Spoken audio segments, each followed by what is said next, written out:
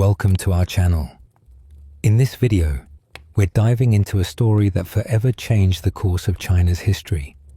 A story about how the opium trade, a seemingly simple commodity, became the catalyst for the downfall of one of the greatest empires the world has ever known. But how did something as seemingly innocuous as opium lead to such devastation? Why did an empire as powerful as the Qing Dynasty struggle to protect itself from such a foreign threat?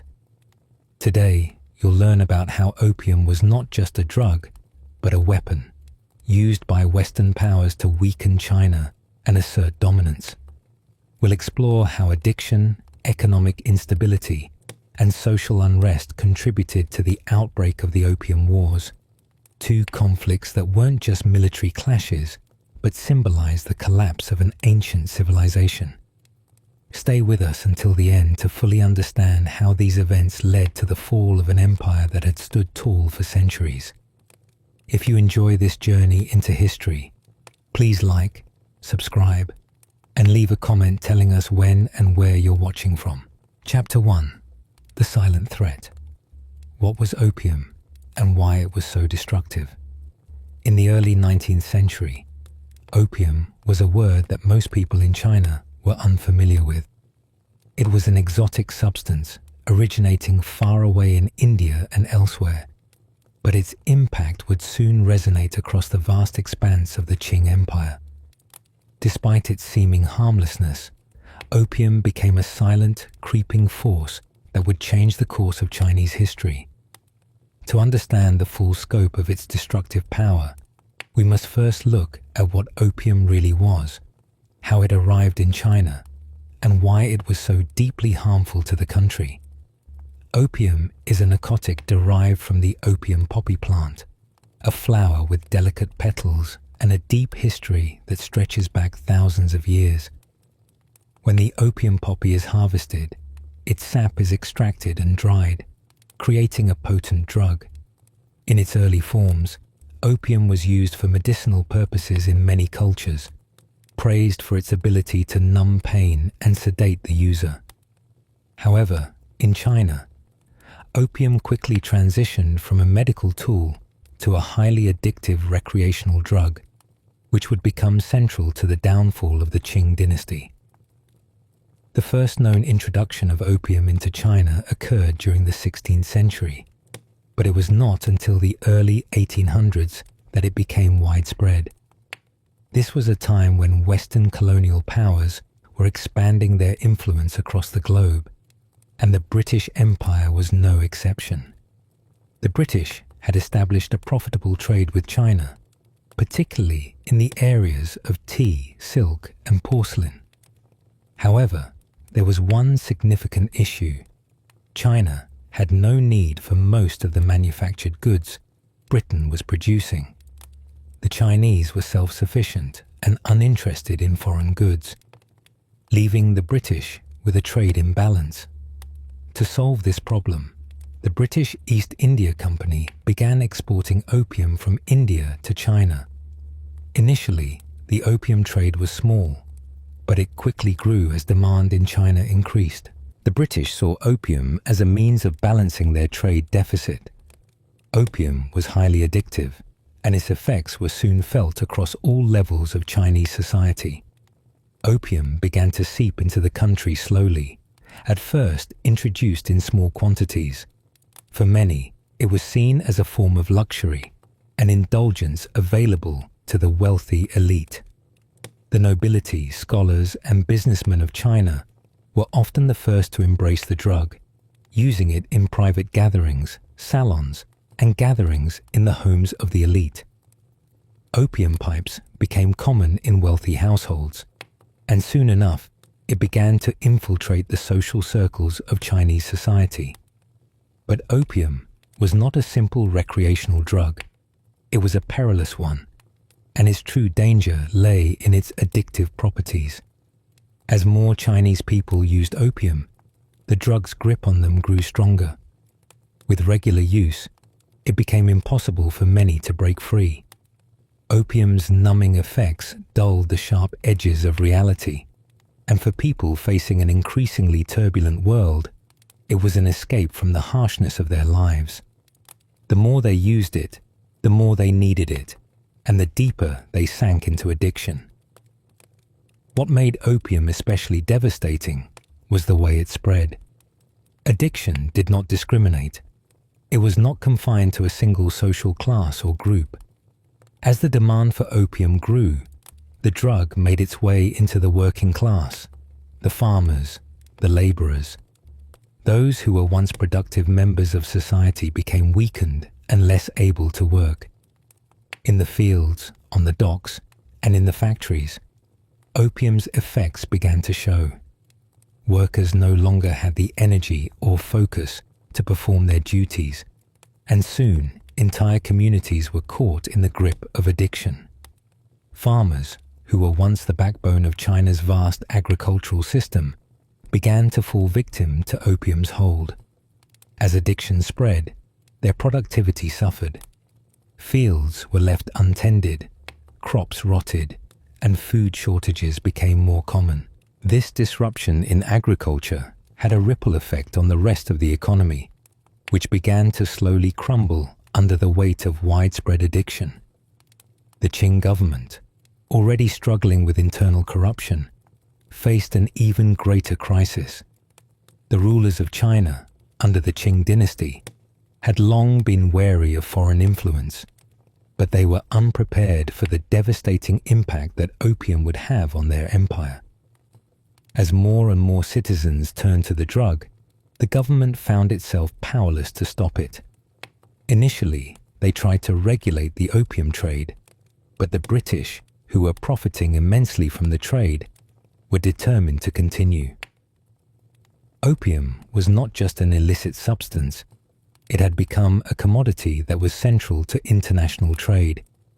By the time the government recognized the extent of the crisis, it was too late. Opium had already become entrenched in Chinese society, and the economy was reeling from its effects.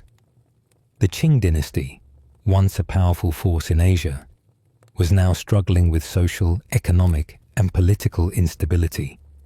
In a country where tradition and order were of paramount importance, the chaos caused by opium addiction was deeply unsettling. The opium trade not only caused physical harm to individuals, but also inflicted psychological and social damage. Families were torn apart as parents and children alike fell victim to the drug. Once thriving communities began to wither as addiction spread like wildfire. Small villages and bustling cities alike were filled with people seeking refuge from the pressures of life, finding solace in the haze of opium smoke. As the addiction grew, the government began to take more drastic steps. The emperor at the time, Daoguang, finally recognized the urgency of the situation and took action. In the 1830s, he appointed Lin Zexu, a high-ranking official, to address the opium crisis. Lin Zexu's task was monumental. He was charged with eradicating the opium trade and putting an end to the widespread addiction plaguing China. His efforts would eventually lead to a confrontation with the British, who saw the opium trade as a profitable venture that they were unwilling to relinquish. However, it was not just the opium trade itself that was destructive. It was also the consequences of the trade, social decay, economic instability, and political infighting that led to the eventual downfall of the Qing Empire.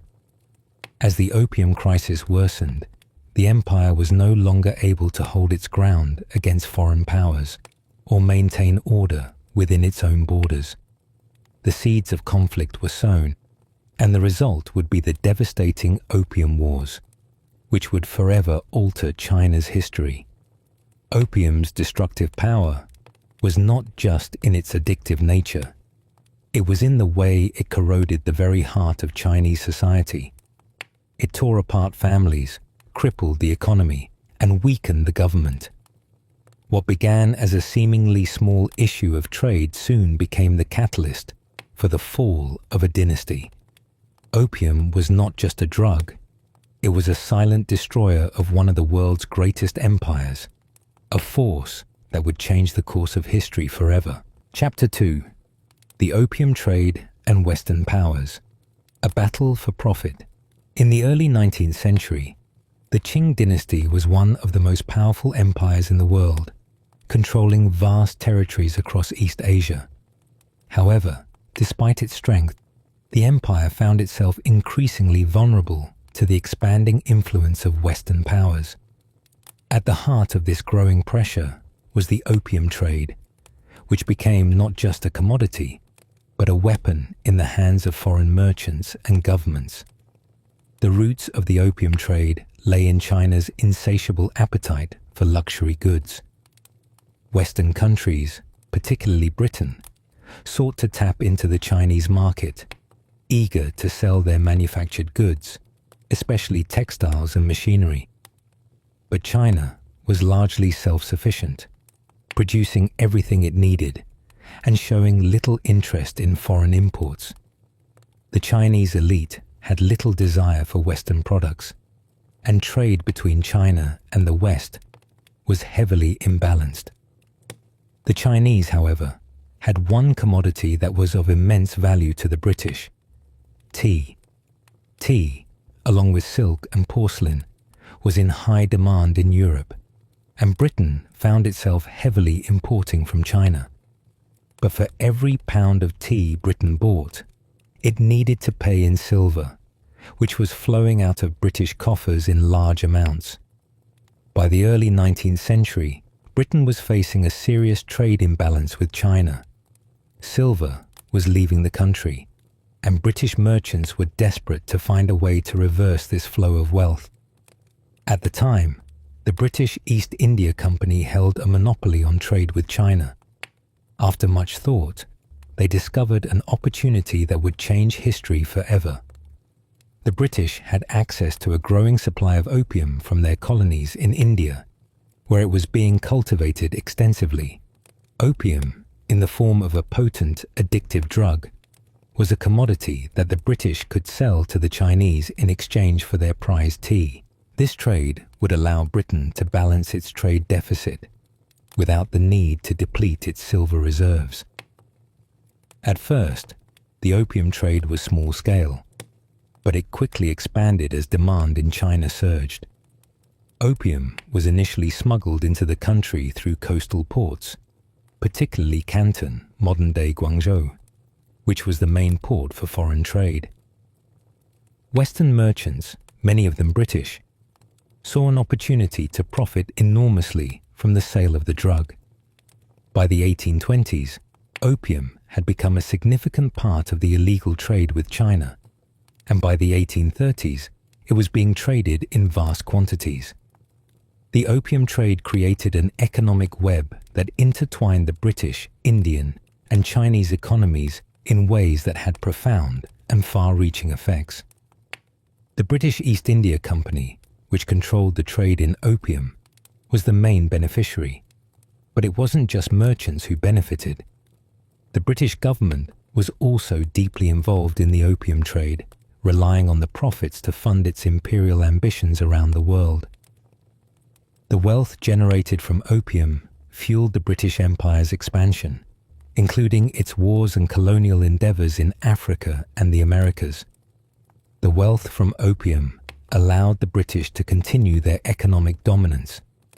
As the Chinese addiction to opium grew, so did the profits of the British merchants. But there was a significant problem. Opium was illegal in China. The Chinese government had long recognized the dangers of opium, and by the early 19th century, they had begun to crack down on the drug trade, seeing it as a growing threat to the country's stability. However, despite their efforts, the flow of opium continued to increase. The Qing Empire, under the rule of the Daoguang Emperor, struggled to control the growing problem. By the 1830s, the emperor's officials had become increasingly alarmed by the social and economic damage caused by the opium trade. Opium addiction was spreading across all classes of Chinese society, and the government was facing an overwhelming public health crisis. The Qing government took action, appointing Lin Zexu, one of the most respected officials of the time, to tackle the growing opium crisis. Lin Zexu was a staunch anti-opium campaigner. He was tasked with eradicating the opium trade and stopping the smuggling of the drug into China. His approach was forceful. He confiscated and destroyed large quantities of opium, seizing it from foreign merchants in the port city of Canton. Lin's aggressive stance was designed to send a strong message to the British merchants. Opium would no longer be tolerated in China. Lin's efforts, however, would have catastrophic consequences. In retaliation for the destruction of opium stocks, British merchants pressured their government to take military action. The British government, which saw the opium trade as crucial to its economic interests, responded by sending a military expedition to China, sparking what would become known as the First Opium War, 1839 to 1842. The First Opium War marked the beginning of a new era of Western imperialism in China. The British forces, with their superior weapons and technology, quickly overwhelmed the Qing military. The Qing Empire, weakened by internal corruption and a lack of modern military technology, was unable to withstand the onslaught. The war ended with the signing of the Treaty of Nanking in 1842, which marked the beginning of what the Chinese would call the Century of Humiliation. Under the terms of the treaty, China was forced to cede Hong Kong to Britain, pay an enormous indemnity, and open up 5 ports to foreign trade, including Canton, Shanghai, and Ningbo. The most humiliating provision of the treaty, however, was the legalization of the opium trade. The British now had official permission to trade opium in China, and the government of the Qing Dynasty had no power to stop it. The Treaty of Nanking marked a turning point in Chinese history. It was a stark reminder of China's inability to protect its sovereignty in the face of foreign aggression. For Britain, it was a victory that not only secured the continued flow of opium into China, but also gave Britain a significant foothold in China's economic and political future. The opium trade would continue to expand, becoming one of the most lucrative industries in the world. The Treaty of Nanking and the opium trade were not just about economics. They were a matter of power. For the British, opium was a way to secure their economic and political dominance in the East. For China, the treaty was a humiliation that shattered its long-held belief in its superiority and independence. In the years following the First Opium War, the British continued to expand their influence in China, and opium continued to flow into the country. But China's resistance was not over. As the addiction to opium grew, so did resentment towards foreign powers. The Qing Dynasty, already facing internal unrest, was now dealing with an external enemy that had gained a foothold in the heart of China. The opium trade not only caused immense social and economic damage, but also ignited a sense of nationalism in China. The humiliation of the Treaty of Nanking would set the stage for the Second Opium War, 1856 to 1860, as China attempted to reassert its sovereignty and resist further foreign encroachment. As opium continued to flow into China, it not only undermined the Qing government's authority, but also became a symbol of the empire's weakness. The opium trade, supported by the British and other Western powers, was a constant reminder of China's inability to protect its borders and its people. The battle for profit was not just about money. It was about power, influence, and the erosion of China's once great empire. Chapter 3. The Qing Dynasty, a crumbling giant. The Qing Dynasty, which ruled China from 1644 to 1912, was once the epitome of strength and prosperity. It had expanded the empire's borders, secured its place as a dominant force in East Asia, and was home to a rich cultural heritage. However, by the 19th century, this once mighty dynasty was weakening under the weight of numerous internal and external pressures. The Qing rulers, struggling with corruption, economic decline, and an inability to adapt to modernizing forces, found themselves in an increasingly difficult position. As China's once secure position in the world began to unravel, the introduction of the opium trade further exacerbated the dynasty's downfall. In the early days of Qing rule, the empire enjoyed a period of stability and strength. The Manchu emperors, having overthrown the Ming dynasty, were able to secure their rule over China through effective military conquests and diplomatic measures. Under Emperor Kangxi, the Qing dynasty reached its peak, with the empire expanding into Central Asia and achieving internal stability. The period was marked by flourishing trade, cultural achievements, and the consolidation of the emperor's authority over China's vast territory. By the 18th century, the Qing dynasty was seen as one of the greatest empires in the world.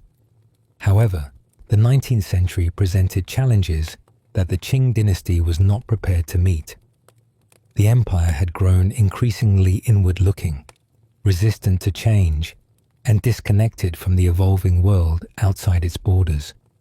As the rest of the world began to experience profound economic and technological advancements, China found itself stuck in its old ways, unable to adapt to the rapidly changing global environment. The Qing government, once effective at managing such a large empire, had become sluggish and inefficient.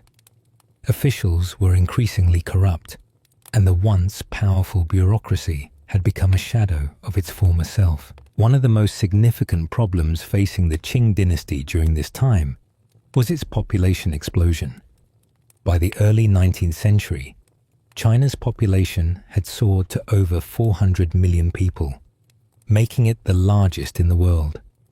While a growing population can sometimes be a sign of prosperity, in China's case, it put immense pressure on the already strained agricultural system.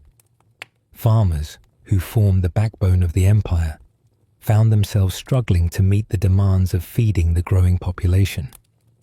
The land was becoming increasingly crowded, and farming practices were still based on traditional methods that were increasingly unable to keep up with demand.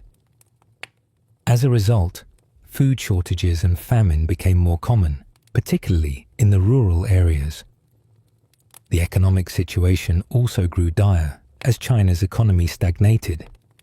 The Qing dynasty was largely agrarian, and its economy had not yet embraced industrialization. While Western nations, particularly Britain, were undergoing industrial revolutions that gave them an economic and technological edge, China was stuck in an old agricultural economy. The Qing government's reluctance to modernize its economy and embrace new technologies only made the situation worse. While Britain and other Western nations thrived in the rapidly changing world, China remained largely the same, with its economy falling behind. As economic instability took hold, the Qing dynasty also faced a growing social unrest. The Chinese population was increasingly disillusioned with the government's inability to address the problems facing the empire. The ruling class, living in the capital, was disconnected from the struggles of the common people. Local officials were often corrupt, and many were more concerned with enriching themselves than with the welfare of their constituents. These widespread grievances eventually led to a series of peasant uprisings and rebellions, including the Taiping Rebellion, one of the deadliest civil wars in human history. The Taiping Rebellion, which lasted from 1850 to 1864, saw millions of people die and further weakened the already fragile Qing government. The Qing dynasty's internal problems were deepening, and its authority was increasingly questioned by its own people. Amidst these growing internal challenges, China was also facing external pressures from the West. In the early 19th century, European powers, particularly Britain, began to see China as a land of untapped potential and wealth. The British had long traded with China, but the Qing government's strict regulations and reluctance to open up the country to foreign influence created a growing sense of frustration. The British had a major trade imbalance with China. China had little need for European goods, but Britain was eager to buy Chinese tea, silk, and porcelain. The British Empire, desperate to balance this trade, found a solution in opium. Opium, a highly addictive drug, had been grown in India and other parts of Southeast Asia. The British East India Company, which controlled trade in India, realized that opium could be sold in China to offset the trade deficit. They began smuggling opium into the country in increasing quantities, despite the fact that the Qing government had already outlawed it. The British saw the opium trade as a means to secure their economic interests in China, but it came at a high cost to the Chinese people. As the trade grew, so did the addiction problem. Opium began to spread throughout Chinese society, reaching even the poorest of the poor. The Qing government, under Emperor Daoguang, became alarmed by the growing opium crisis. While the government had long recognized the dangers of the drug, it had struggled to control the trade due to the corrupt officials who profited from the illegal dealings. As opium addiction spread through all levels of society, the impact on the Chinese population became devastating. The productivity of workers, farmers, and craftsmen began to decline, as more and more people became addicted to the drug. The Qing government realized that something had to be done, and in 1839 it appointed Lin Zexu, one of the most respected and forceful officials in China, to address the growing opium problem. Lin Zexu was a man of deep integrity and commitment to the welfare of the empire. He had spent much of his career battling corruption and enforcing the emperor's laws. Upon his appointment, Lin took immediate action. He ordered the confiscation of all opium stocks in Canton, the port where most of the opium trade was centered. Over 20,000 chests of opium were seized and destroyed in a public display of authority. Lin Zexu's bold actions were intended to send a clear message to the British that China would no longer tolerate the opium trade. However, the destruction of the opium stock sparked outrage among the British merchants, who viewed this as a direct threat to their economic interests. They appealed to the British government, and the stage was set for the First Opium War. The First Opium War, which broke out in 1839, was a humiliating defeat for the Qing Dynasty. The British military, armed with superior weaponry and modern tactics, easily defeated the Chinese forces. The Qing government, already weakened by internal corruption and a lack of modern military technology, was unable to defend its territory. The British captured the key port cities of Canton and Shanghai, and after several years of fighting, forced the Qing government to sign the Treaty of Nanking in 1842. This treaty was a crushing blow to China. It forced the Chinese to cede Hong Kong to Britain, open up 5 ports to foreign trade, and pay an enormous indemnity. Most humiliating of all, the treaty legalized the opium trade, ensuring that opium would continue to flood China's markets for decades to come. The Treaty of Nanking marked the beginning of a new era of humiliation for the Qing dynasty. The treaty's terms were imposed on China by force, and it became a symbol of the empire's weakness. The once mighty Qing rulers, unable to protect their own people from the ravages of opium addiction, had been forced to capitulate to foreign powers. The opium trade which had initially been a minor issue, had become a central part of China's relationship with the West, and the Qing dynasty's inability to control it marked the beginning of a period of decline and foreign domination.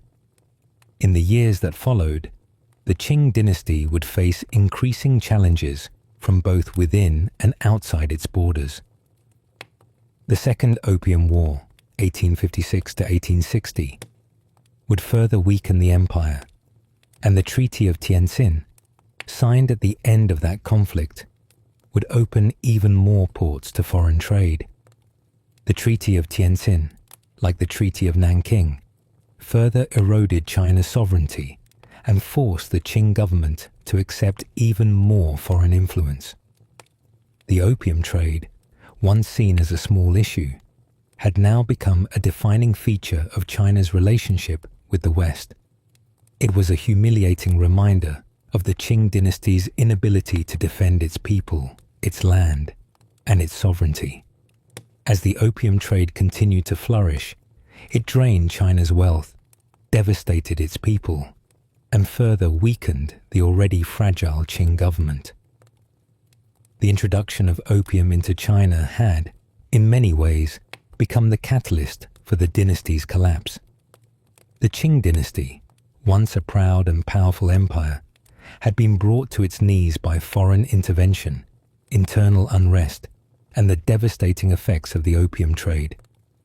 The once great empire would never fully recover, and by the early 20th century, it would be overthrown in the Xinhai Revolution, ending over 2,000 years of imperial rule in China. Chapter 4. The First Opium War. The spark that ignited a fire. As we know, in the early 19th century, China's vast empire, long seen as an immovable force in Asia, found itself at a crossroads. For centuries, the Qing dynasty had maintained an aura of invincibility, with its military might and political influence stretching far beyond its borders. But as the winds of change began to blow, both from within and without, the Qing dynasty was increasingly unable to weather the storm. The First Opium War, which erupted in 1839, would be the defining moment that marked the beginning of the dynasty's long, painful decline.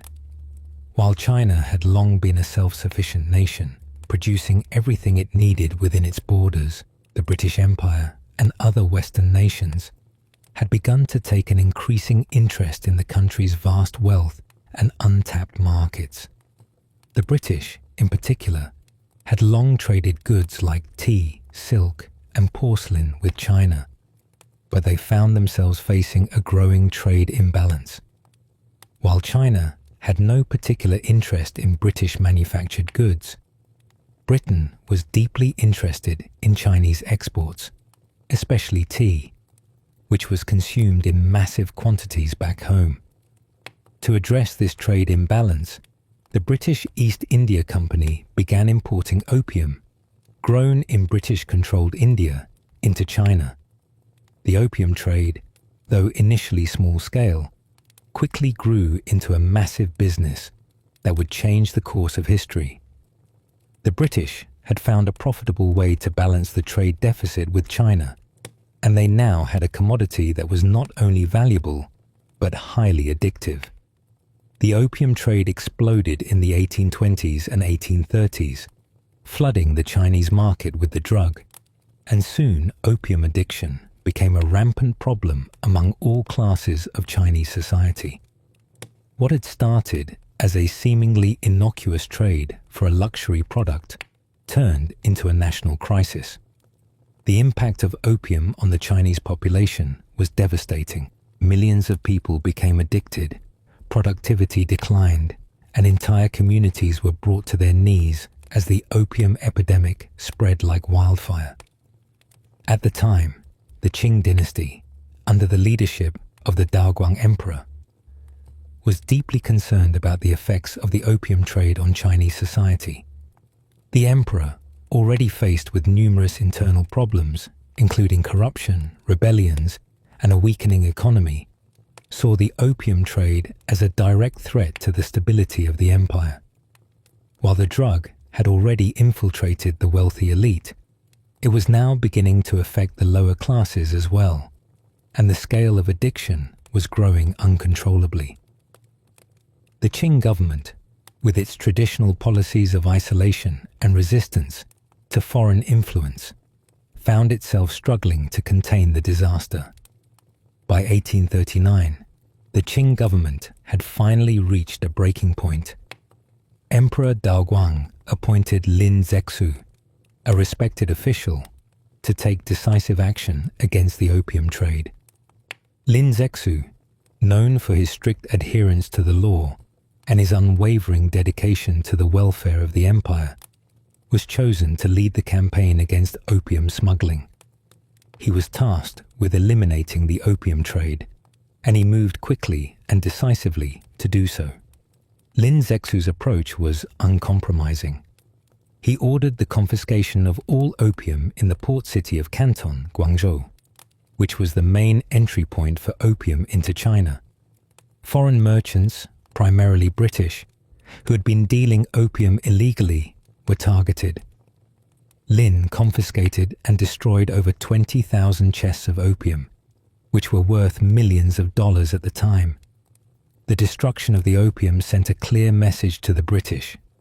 China would no longer tolerate the opium trade. Lin Zexu's actions were bold, and they were meant to assert China's sovereignty in the face of foreign aggression. However, the British merchants and their government were not willing to back down. The destruction of their valuable opium stocks was a major blow to their economic interests, and they immediately sought to retaliate. The British government, eager to protect its profitable opium trade, saw Lin Zexu's actions as an act of aggression and demanded action.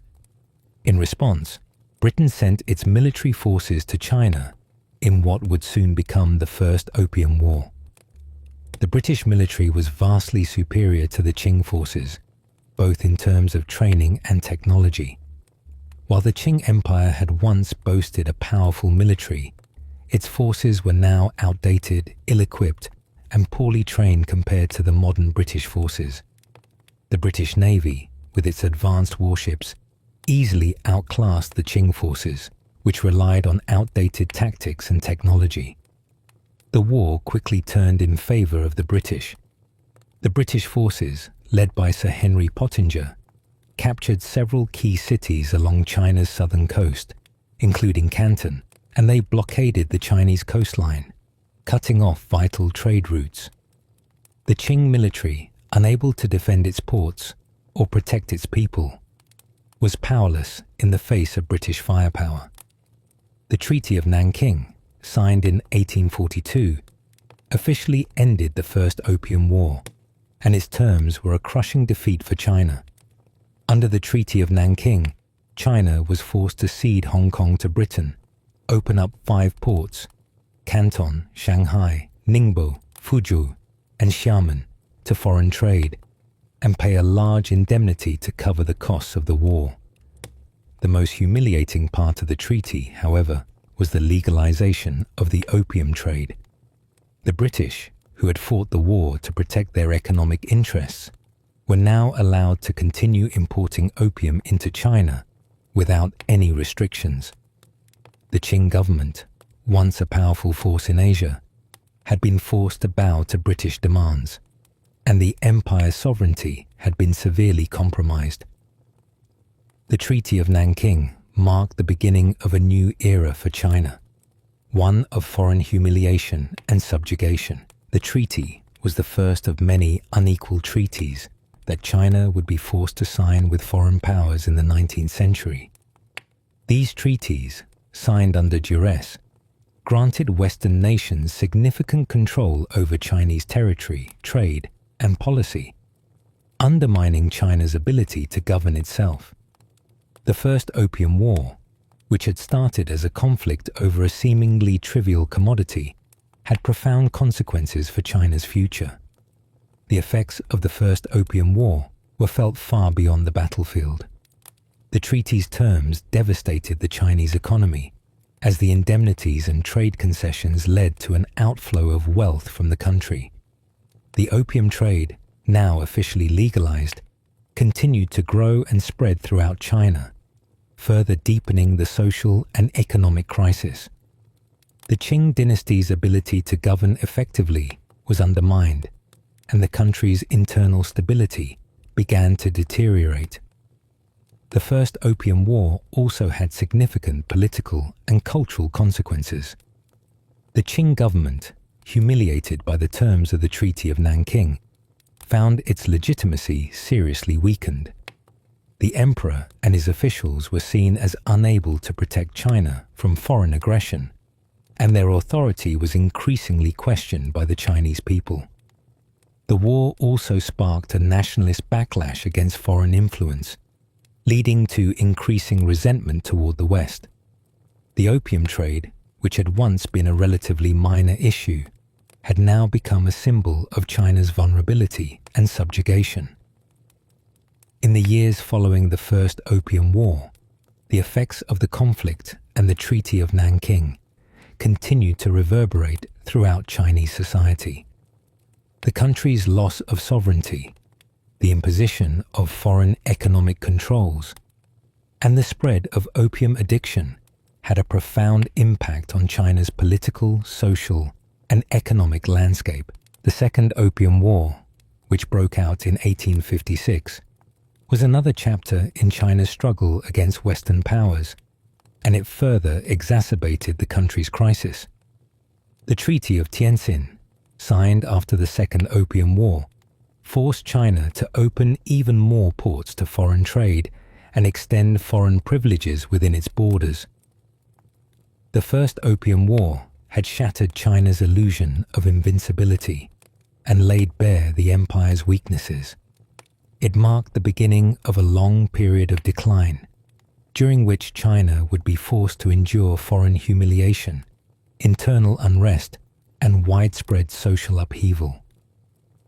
The Treaty of Nanking, with its unequal terms and devastating consequences, was a turning point in China's history, and its effects would be felt for generations to come. Chapter 5. The Treaty of Nanking, the humiliation of China. The First Opium War may have been the spark that ignited a conflict that would change the course of China's history, but it was the Treaty of Nanking that served as the catalyst for the beginning of China's century-long period of humiliation. Signed in 1842, the Treaty of Nanking marked not only the end of the First Opium War, but also the start of a series of unequal treaties that would strip China of its sovereignty, weaken its economy, and forever alter the political landscape of the empire. For the Qing Dynasty, this treaty was not just an agreement between nations. It was a profound and devastating humiliation that signaled the end of its dominance. The terms of the Treaty of Nanking were severe, forcing China to make concessions that were not only politically damaging, but also economically crippling. The treaty did not merely resolve the conflict over opium. It opened the floodgates to a broader pattern of foreign domination and intervention that would plague China for decades. The treaty's provisions stripped China of its control over its own territory and subjected the country to the whims of Western powers. It was a document that represented not only a military defeat, but a profound loss of face and self-determination. The Treaty of Nanking was signed on August 29, 1842, after months of military clashes, particularly in the southern regions of China, where British forces had captured major cities, including Canton, modern-day Guangzhou. The British, having emerged victorious, forced the Qing dynasty to accept a series of humiliating terms. The treaty's provisions reflected the imbalance of power between the two nations and the complete disregard for China's sovereignty. Among the most important clauses in the treaty were the opening of 5 ports to foreign trade, the cession of Hong Kong to Britain, the payment of a large indemnity, and the legalization of the opium trade. The cession of Hong Kong was one of the most significant terms of the treaty. The British had long coveted the island as a strategic military and trading post in Asia. By acquiring Hong Kong, Britain secured not only a vital foothold in the region, but also a base from which to extend its influence over China. The Qing government was forced to relinquish control of Hong Kong without any regard for its historical or cultural significance. This loss represented a stark blow to Chinese pride and authority, as the island became a symbol of foreign domination in the heart of China's coastline. In addition to the loss of Hong Kong, the Treaty of Nanking stipulated the opening of 5 ports: Canton, Shanghai, Ningbo, Fuzhou, and Xiamen, for foreign trade. These ports were to be placed under the control of foreign merchants, and the Qing government was to cede all authority over them. These ports were no longer under the direct governance of China. Instead, they became gateways for foreign influence. The opening of these ports meant that Western merchants, particularly the British, would be able to operate freely within China, conduct trade, and establish settlements, all while circumventing the control of the Qing authorities. This was an unprecedented violation of Chinese sovereignty, as it allowed foreign powers to encroach upon the empire's borders and establish their presence on Chinese soil. Another crucial aspect of the Treaty of Nanking was the payment of an indemnity by China to Britain. The Qing government was forced to pay a staggering sum of 21 million silver dollars, an enormous amount at the time, to compensate Britain for the costs of the war and the losses suffered by British merchants due to the destruction of opium stocks. This indemnity was a heavy burden on an already struggling Chinese economy. The Qing government had been forced to not only bear the cost of the war, but also to pay for the damage inflicted upon foreign merchants by its own actions. The indemnity left China economically crippled, further exacerbating its economic difficulties and weakening the central government's ability to govern effectively. Perhaps the most significant and devastating aspect of the treaty was the legalization of the opium trade. The British, having fought the war to secure their economic interests in the drug trade, were able to achieve their goal of legalizing opium in China.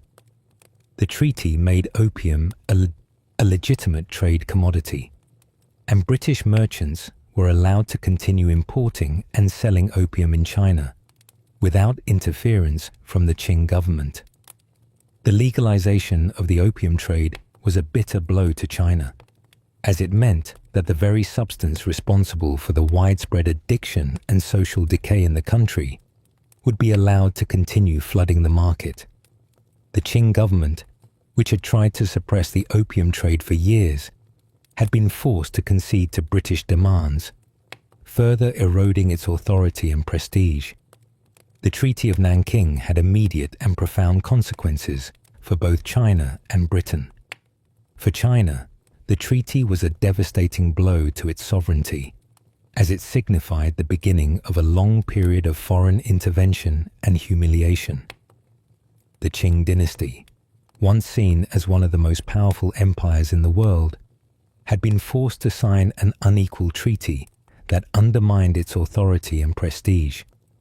The treaty not only allowed Western powers to exploit China's resources, but also subjected the empire to the whims of foreign influence.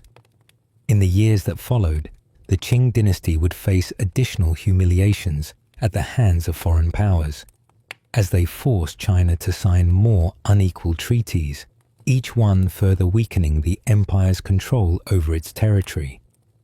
The treaty's economic impact was equally significant.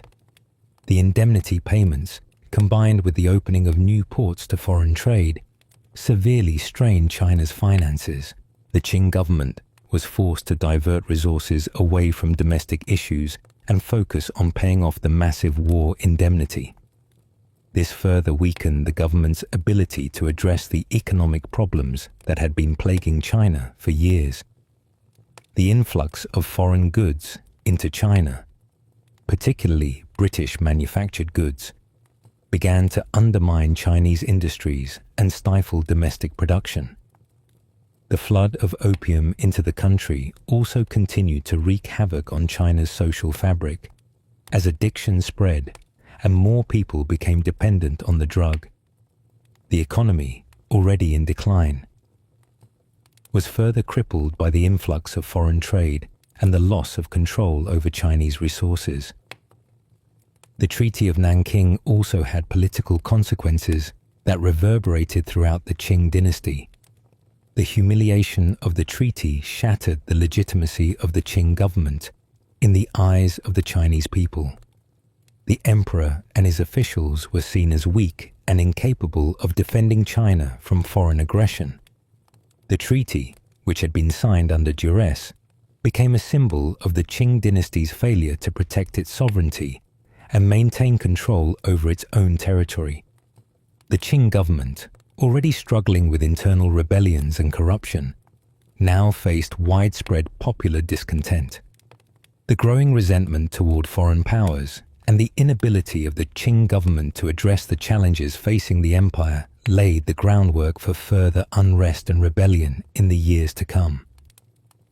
The Second Opium War, 1856 to 1860, also known as the Arrow War, was the direct consequence of the Treaty of Nanking and the frustrations it had created. Britain, along with France, sought to expand their influence in China even further, and the terms of the treaty were not enough to satiate their ambitions. The Second Opium War would result in even more concessions from China, further degrading the Qing dynasty's authority and accelerating its decline.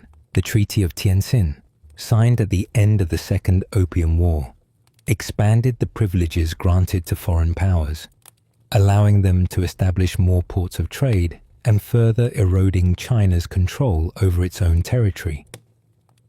The Treaty of Nanking and the events that followed marked the beginning of what would become known as China's Century of Humiliation. During this period, China was subjected to a series of foreign interventions, territorial losses, and internal conflicts that severely weakened the empire.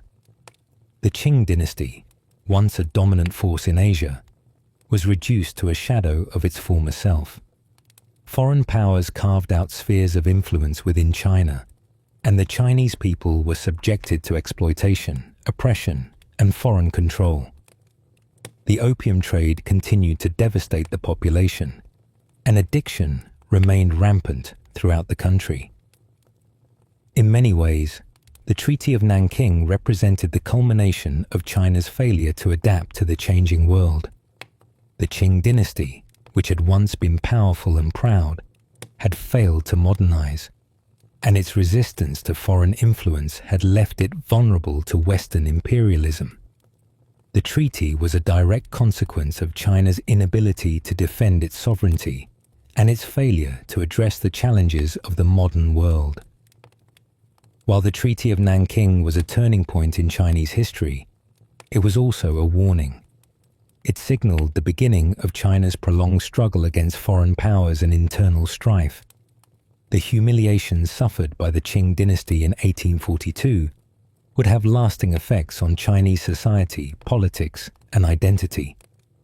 The treaty became a symbol of China's vulnerability, and it fueled the nationalist sentiment that would eventually lead to the overthrow of the Qing dynasty and the birth of a new modern China in the 20th century. Today, the Treaty of Nanking is remembered as one of the most significant moments in China's modern history. It was a defining moment in China's relationship with the West, and a powerful reminder of the dangers of isolation and resistance to modernization. The treaty left a lasting scar on the Chinese psyche, and its legacy continues to shape China's foreign policy and its view of Western powers. For China, the treaty represents a period of suffering and subjugation that was only overcome through struggle, reform, and revolution. Chapter 6: The Opium Epidemic. how addiction swept through China. The opium epidemic that gripped China during the 19th century was one of the most destructive and far-reaching crises in the country's history. What started as a foreign trade commodity, brought into China through the British East India Company, rapidly evolved into a massive social and public health disaster. The addiction to opium spread throughout Chinese society, cutting across social classes, regions, and even the very fabric of China's political and economic systems. By the time the Qing Dynasty realized the full extent of the damage caused by the opium trade, it was too late. The drug had already reached almost every corner of Chinese society. The impact was felt not only by individuals, but by entire communities and regions, with entire populations becoming dependent on the drug. What was once a narcotic used for medical purposes had become an epidemic, destroying families, communities, and even the state. The rise of opium addiction in China was intricately tied to the broader economic, social, and political changes that the country underwent during the 19th century. As the Qing Dynasty weakened under internal pressures and foreign encroachments, the introduction and widespread consumption of opium highlighted the systemic issues plaguing the empire. It was not just a case of a narcotic wreaking havoc. It was the collapse of a society struggling to maintain its identity, stability, and control in an ever-changing world. In the early 1800s, opium was a luxury item, often consumed in the homes of China's elite. Its consumption began to increase rapidly, however, as British merchants began smuggling large quantities of the drug into the country. Opium, once primarily used in small quantities for medicinal purposes, became widely available and highly addictive. Initially, the drug was a commodity for the wealthy and elite, often consumed in the form of opium pipes in private gatherings. However, its reach soon spread to lower social classes, and soon the entire country was caught in the grip of addiction. The spread of addiction. The addictive properties of opium were potent. A single use could lead to dependence, and continued usage made it even harder to break free from its grip. Opium, when smoked, creates a sense of euphoria and relaxation, making it highly appealing to those who are looking for an escape from the pressures of everyday life. The drug's effects were not just physical. It also had profound psychological consequences. It dulled the senses, numbed the mind, and provided a temporary relief from the harsh realities of life. As addiction spread, it impacted all sectors of Chinese society. While it was initially more prevalent in urban areas where the elite resided, it soon became a national issue. Opium was consumed in homes, markets, workplaces, and even in the streets. Once the drug had infiltrated the social fabric of China, it was difficult to contain. The government's efforts to curb the trade and consumption of opium were ineffective, and the opium epidemic continued to grow. The opium trade and its widespread consumption severely disrupted China's economy. As people became addicted to the drug, they were no longer able to fulfill their responsibilities, whether in agriculture, commerce, or industry. Farmers, who were once productive and crucial to China's agrarian economy, found themselves consumed by addiction. Opium use among the lower classes meant that entire villages and towns were affected, with workers unable to contribute meaningfully to the economy.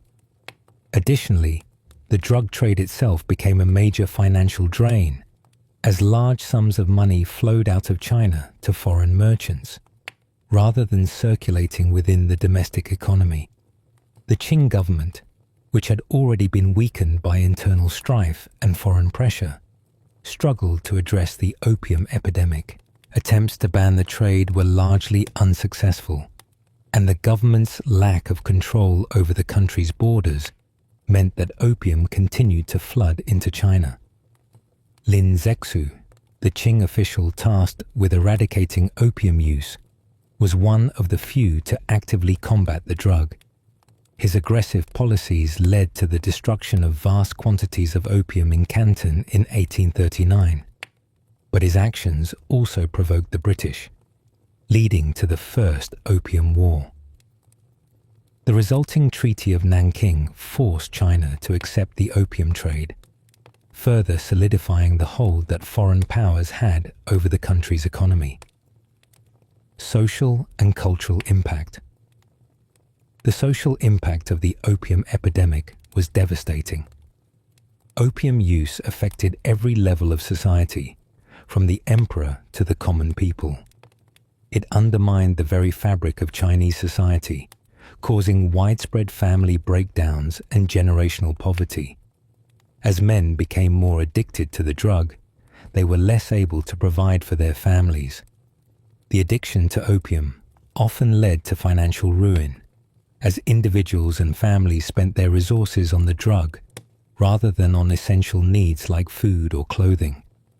Children were often left to fend for themselves, as parents became incapacitated by their dependence on opium. Opium addiction also changed the cultural landscape of China. The once thriving silk, tea, and porcelain industries suffered as the workforce became addicted to the drug. The Qing government, which had been heavily reliant on revenue from these industries, saw its income from trade drop drastically. The social fabric of Chinese society was further strained as addiction spread to the upper classes, where opium use was seen as a symbol of wealth and leisure. What was once a drug used by a small group of elites became a nationwide problem, with both the rich and the poor caught in its grip. The social consequences of the opium epidemic were far-reaching. The drug's influence permeated every level of society, creating a culture of addiction that spread from city to city, region to region, until it was a national crisis. The loss of productivity, the erosion of family structures, and the widening gap between the wealthy and the poor contributed to the destabilization of China. People who had once been proud of their heritage and culture found themselves at the mercy of foreign powers and a drug that was destroying their society. The economic consequences. The economic consequences of the opium epidemic were devastating. On a personal level, opium addiction drained people's finances, as they spent their money on the drug instead of on necessities. The addiction to opium meant that entire families lost their ability to support themselves, leading to widespread poverty and suffering. The agrarian economy of China, which had long been based on farming and trade, was severely impacted by the drug.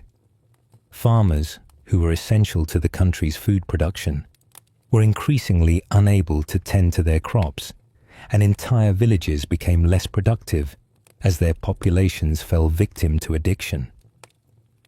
On a larger scale, the opium trade drained China's resources and wealth.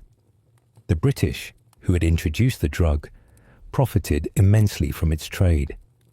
Rather than China receiving the revenue from its exports of tea, silk, and porcelain, the money flowed outward, with British merchants, smugglers, and their governments reaping the profits.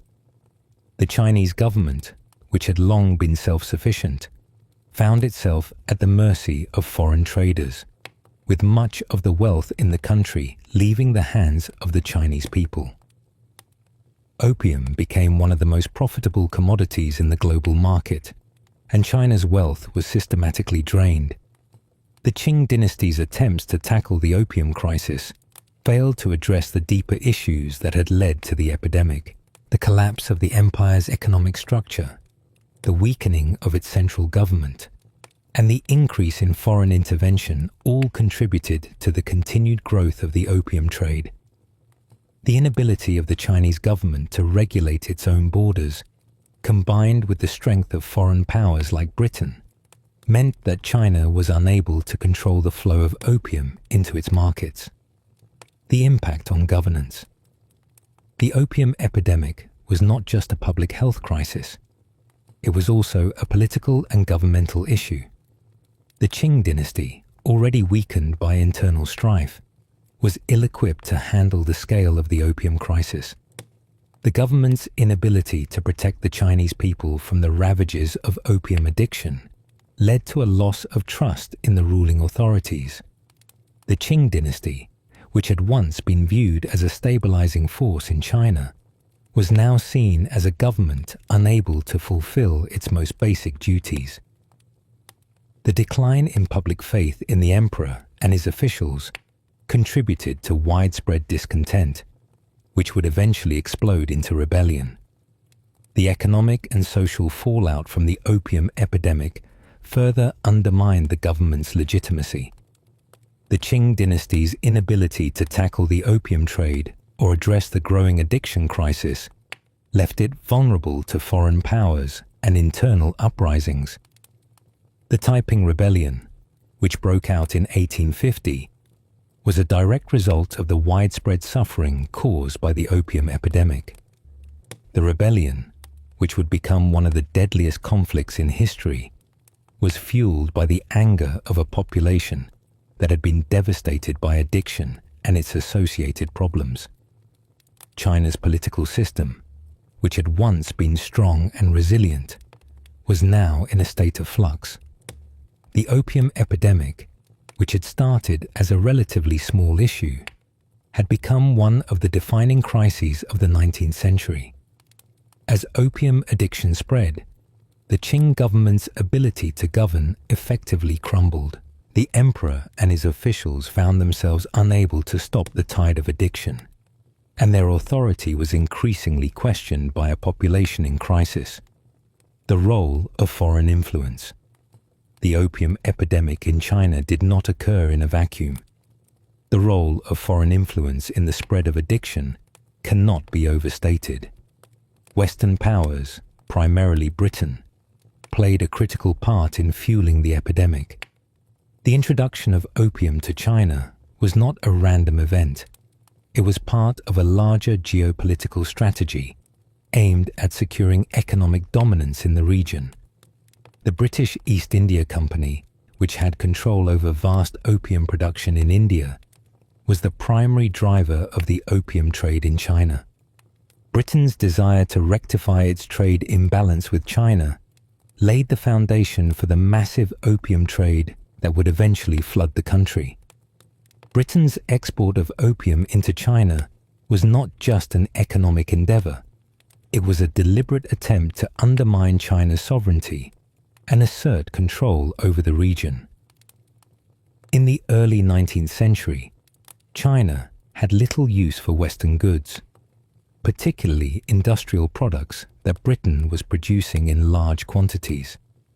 However, the British saw the lucrative market for Chinese goods, especially tea, silk, and porcelain, and sought a way to offset the costs of these imports.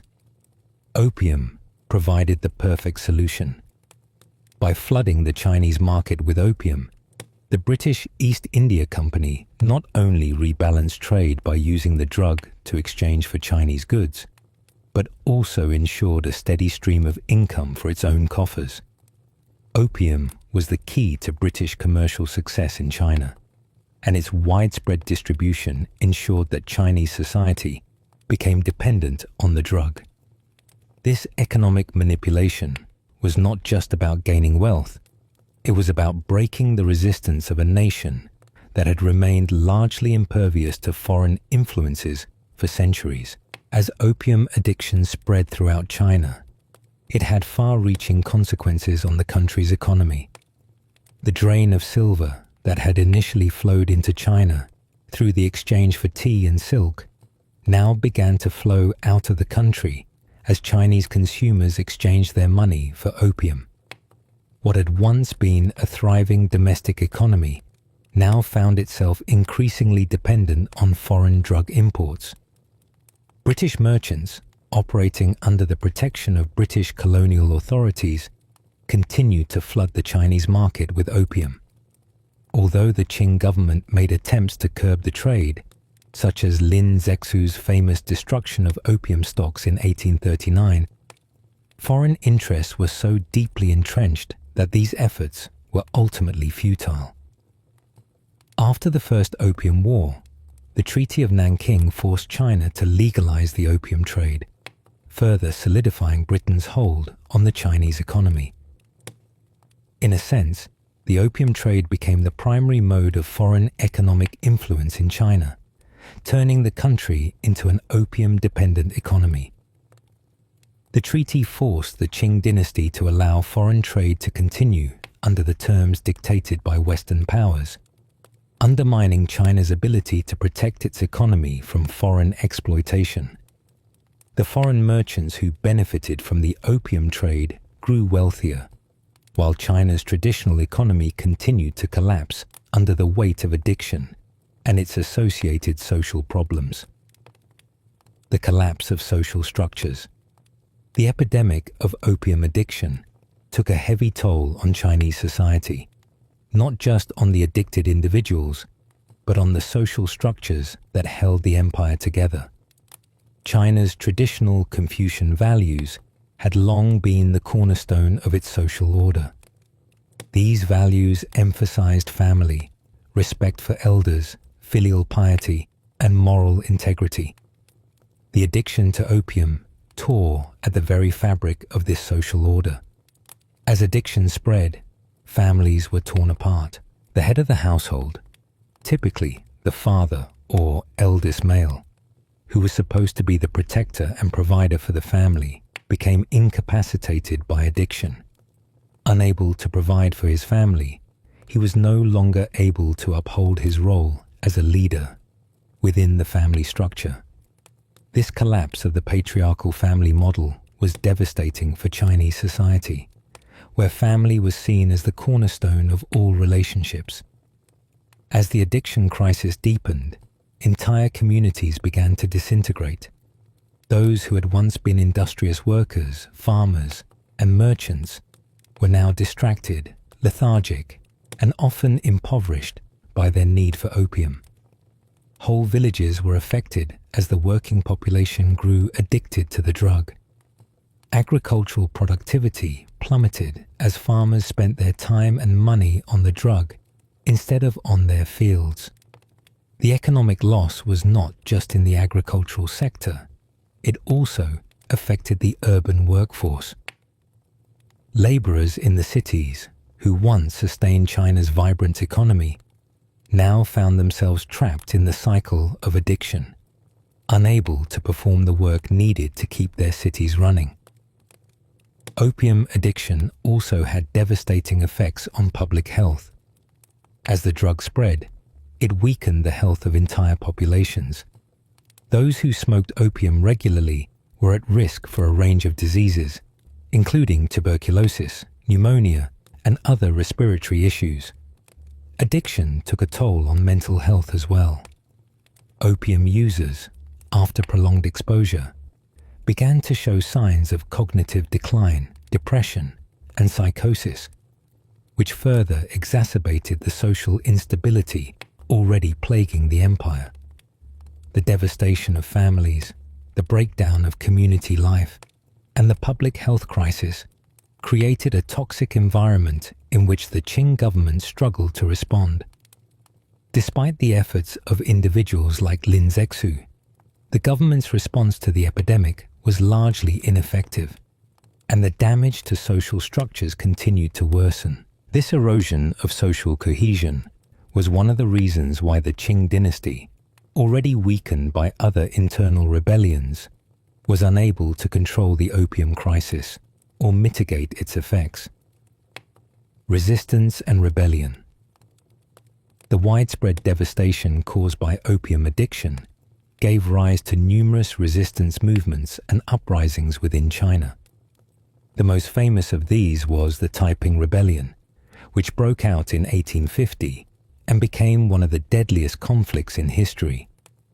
While the immediate causes of the rebellion were rooted in issues of political, economic, and religious dissatisfaction, the social disintegration caused by the opium epidemic played a significant role in fueling discontent.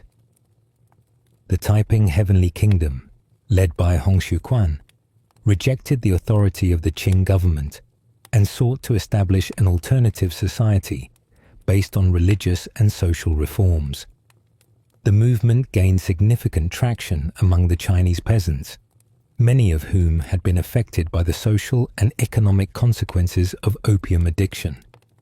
The Taiping army grew quickly in size, fueled by popular support and the resentment that many felt toward the Qing dynasty's failure to address the opium crisis.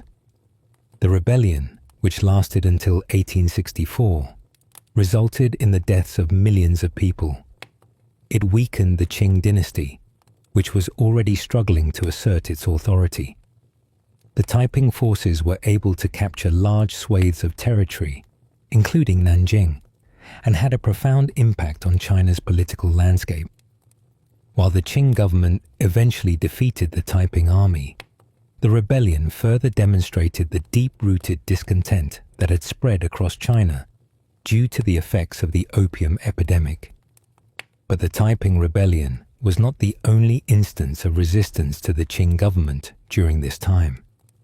Other uprisings, including the Nian Rebellion and the Boxer Rebellion, were similarly fueled by the unrest caused by addiction and the social disintegration that it brought. The opium epidemic, in conjunction with other internal and external pressures, helped to destabilize the Qing dynasty and contributed to its eventual downfall. The long-term impact of the opium epidemic. The long-term consequences of the opium epidemic were profound. In the immediate term, China's ability to function as a cohesive and powerful empire was severely undermined. The addiction crisis weakened the economy, decimated the workforce, and led to widespread social and political instability. The Qing government, unable to control the situation, lost the support of its people, and the empire's power and influence steadily declined. But the damage caused by the opium epidemic went beyond the 19th century. The consequences of addiction, social fragmentation, and economic collapse lingered throughout China's modern history. Even after the Qing dynasty fell in 1912, China continued to grapple with the legacy of the opium trade. The social and economic scars left by the drug would take decades to heal, and the relationship between China and the West was forever shaped by the trauma of the Opium Wars and the unequal treaties that followed. The spread of addiction and the breakdown of social structures also left China vulnerable to further foreign exploitation. As the opium trade weakened China internally, it made the country more susceptible to the influence of foreign powers, who would continue to dominate China throughout the 19th and early 20th centuries. The Century of Humiliation, which followed the First Opium War, was in many ways a direct result of the devastation caused by opium addiction. The opium epidemic in China was one of the most devastating public health crises in history, but it was also a crisis that affected every aspect of Chinese life. It ravaged families, destroyed communities, and had profound economic and political consequences. The Qing dynasty, already weakened by internal strife and foreign intervention, was unable to stop the tide of addiction that swept through the empire.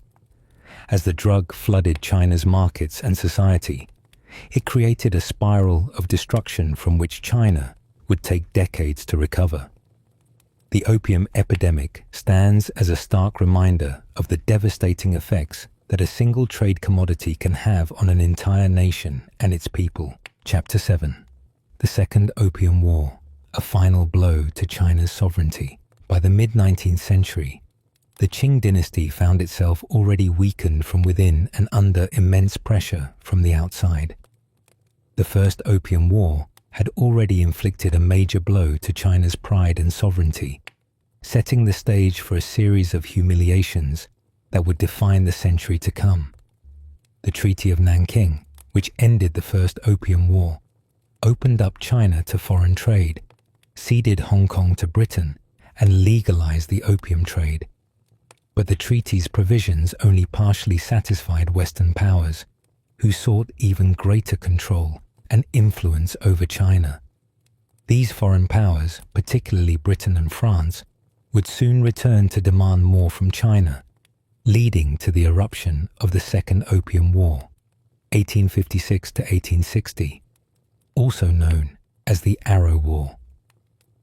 The reasons for the Second Opium War were rooted in both economic interests and a broader desire by Britain, France, and other Western powers to expand their control over China. The Treaty of Nanking had opened several ports to foreign trade, but there were still significant restrictions that limited Western access to China's economy. Britain, in particular, was unsatisfied with the limited trade routes and the slow pace of further concessions. The British also sought more favorable conditions for their opium trade and broader political and economic influence. In addition to the economic motivations, the Western powers were driven by a desire for greater control over Chinese territory and expanded privileges for foreign nationals within the empire. In the eyes of the West, China remained a valuable market for their goods, a land rich with resources and untapped potential. The Qing government, already struggling with internal uprisings and social unrest, was unable to prevent the encroachment of foreign powers, further undermining its authority and sovereignty.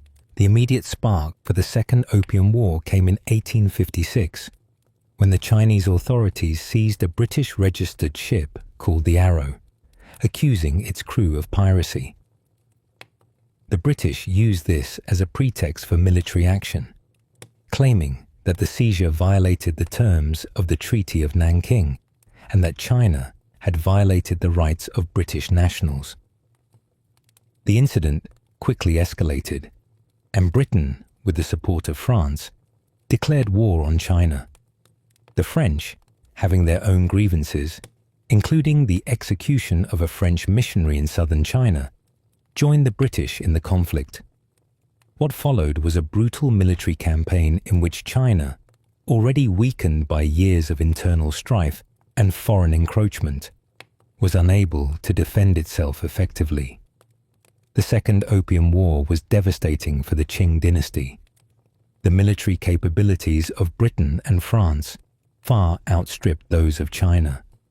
British and French forces, equipped with modern weapons and warships, made quick progress, capturing key ports and cities along China's coast.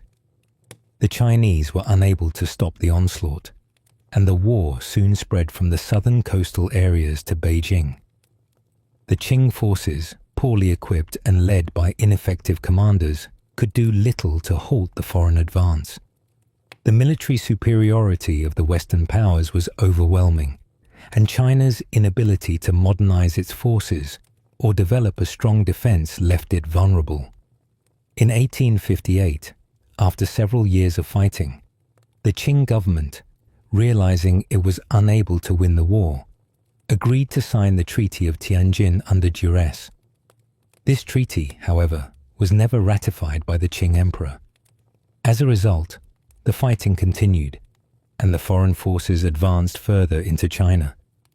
The British and French forces captured Beijing in 1860, marking the most humiliating moment for the Qing dynasty. The Imperial Summer Palace, one of the most treasured symbols of China's cultural heritage, was looted and burned by the foreign forces, further emphasizing the brutal and degrading nature of China's defeat. The signing of the Convention of Peking in 1860 finally brought the Second Opium War to an end. The treaty's terms were even harsher than those of the Treaty of Nanking. In addition to the further opening of Chinese ports to foreign trade, the Qing government was forced to cede additional territories to the British and French, including the port of Dagu and the territory around the Pearl River. The British and French were granted the right to establish legations in Beijing, giving them a foothold in the capital itself. The Qing government, already weakened by the previous war, was now in an even more vulnerable position. The legalization of the opium trade was once again reaffirmed in the aftermath of the Second Opium War, further entrenching the power of foreign merchants. Opium continued to flood China's markets, with devastating consequences for Chinese society. The war itself had further entrenched China's dependence on opium and made it impossible for the Qing government to regain control over the country's internal affairs. The aftermath: the continued decline of the Qing Dynasty. The consequences of the Second Opium War were far-reaching and profound.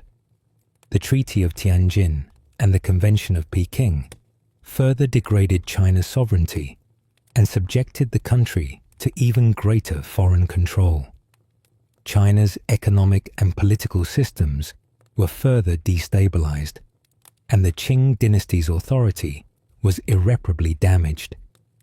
The imposition of foreign trade privileges, the expansion of foreign settlements in key cities, and the weakening of the central government all contributed to the continued decline of the Qing regime. One of the most significant consequences of the Second Opium War was the further expansion of foreign spheres of influence in China.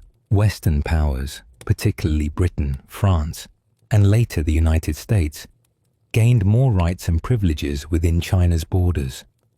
Foreign-controlled areas, often referred to as concessions, were established in cities such as Shanghai, Tianjin, and Canton. These areas were controlled by foreign powers, with little regard for Chinese laws or sovereignty. The foreign concessions became increasingly self-governing, with little interference from the Qing government, further weakening the empire's ability to govern. The opium trade, which had been a major source of revenue for Britain, continued to flourish under the terms of the treaty. British merchants, backed by the military might of the British Empire, continued to flood China with opium, while the Qing government remained powerless to stop the trade. The widespread addiction to opium had devastating effects on the Chinese population. It undermined the productivity of the labor force, exacerbated social instability, and led to an epidemic of addiction that would continue to affect China for decades.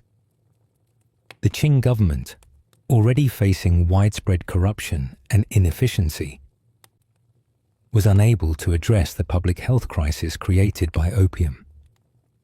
Another consequence of the Second Opium War was the increase in foreign missionary activity in China.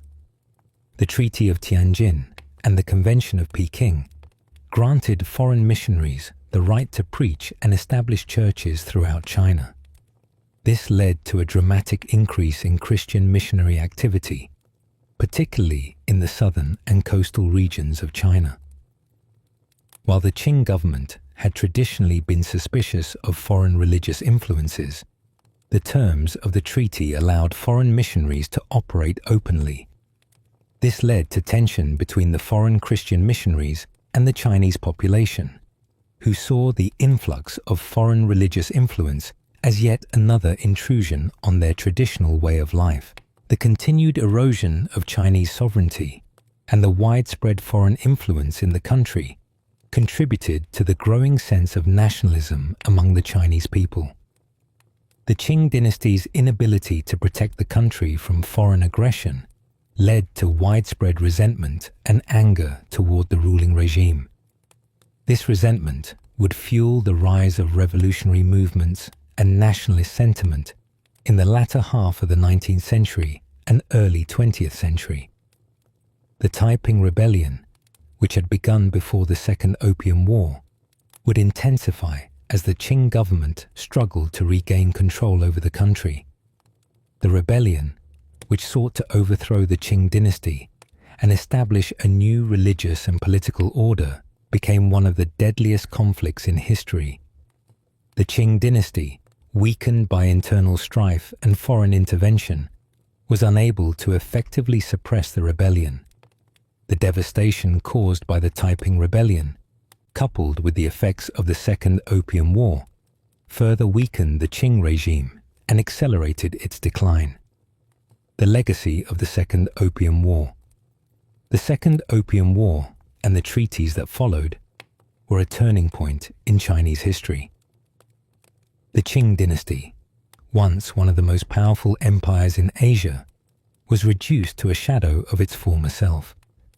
The empire's sovereignty was irreparably damaged, and its economy and political system were destabilized by foreign influence and the continued spread of opium addiction. The Treaty of Tianjin and the Convention of Peking solidified the unequal relationship between China and the West, and the Qing government's inability to resist foreign encroachment set the stage for a century of humiliation and foreign domination. The consequences of the Second Opium War would continue to shape China's political and social landscape for years to come.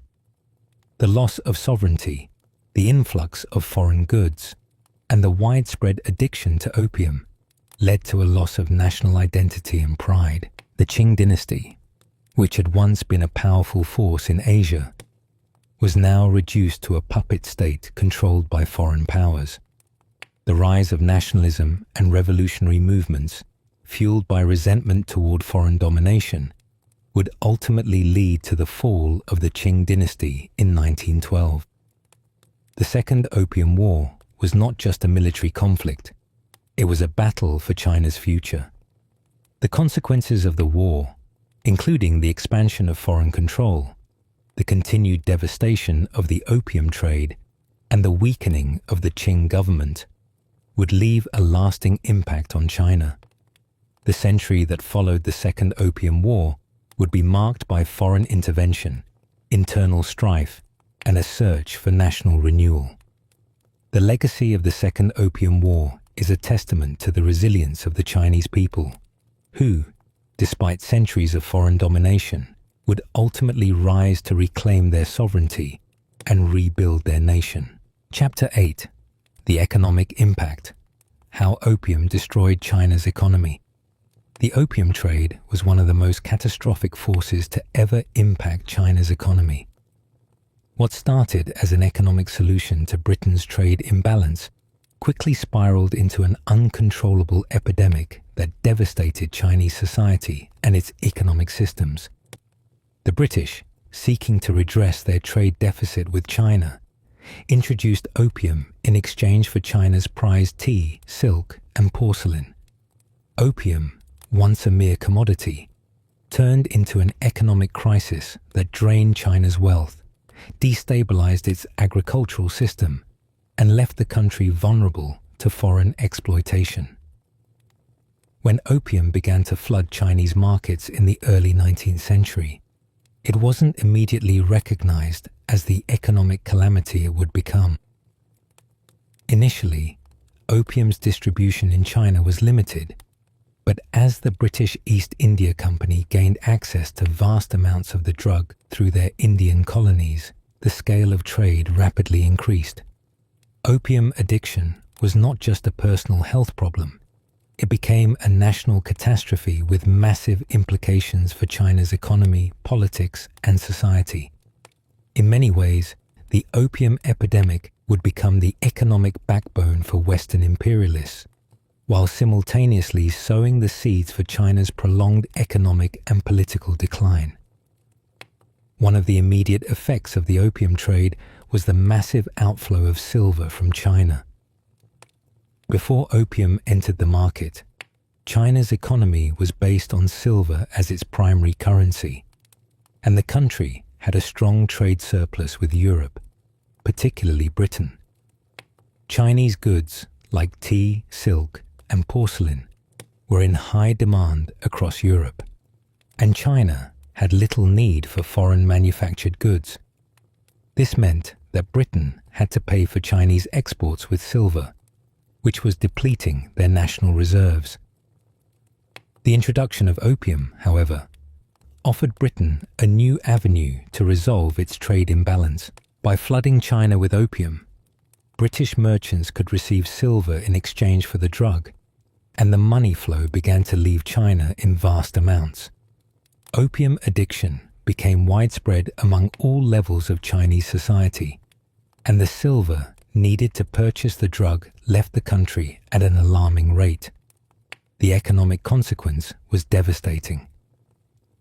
China's monetary system, based on silver, was severely destabilized as the outflow of silver drained the country's reserves. As the British continued to import opium, they further manipulated China's economy to their benefit. The Qing Dynasty, despite being aware of the crisis, was unable to stop the foreign trade. The more silver China spent on opium, the less the country had for other essential goods, causing widespread inflation and economic hardship for the Chinese people. The effects of this silver outflow were felt in every corner of China. The peasants, who were already struggling with heavy taxes and difficult living conditions, now found themselves not only burdened by poverty, but also faced with an economy in turmoil. The local economies, which were once self-sufficient and rooted in agriculture, began to break down, as more and more farmers turned to growing opium poppies rather than food crops. China's agricultural productivity declined. The price of essential goods began to rise, and food shortages became common. The country's dependency on foreign imports for essential supplies like food further weakened its economic foundations. The production of opium itself became a major contributor to China's economic collapse. Instead of cultivating the food crops needed to support the nation's growing population, vast tracts of fertile land were dedicated to opium cultivation. In regions such as Guangdong and Yunnan, entire villages abandoned food production in favor of opium farming. This shift in agricultural priorities had a profound and long-lasting impact on China's economy. While opium farming brought immediate profits to the farmers, it had devastating effects on the overall economy. The country became less able to feed its population, and the quality of life for ordinary Chinese citizens deteriorated rapidly. Meanwhile, the opium trade began to establish an economic system that was controlled not by the Chinese, but by foreign powers. The Qing government was powerless to regulate the trade, as foreign merchants, especially from Britain, dominated the importation of opium. The British East India Company had a near monopoly on opium distribution, and their profits were astronomical. The foreign-controlled trade of opium meant that the Chinese were paying foreign merchants for a product that destroyed their society, and the profits from the trade flowed back to Britain, further cementing the imperialist grip on China's economic resources. As the opium trade grew, foreign-controlled trade ports expanded.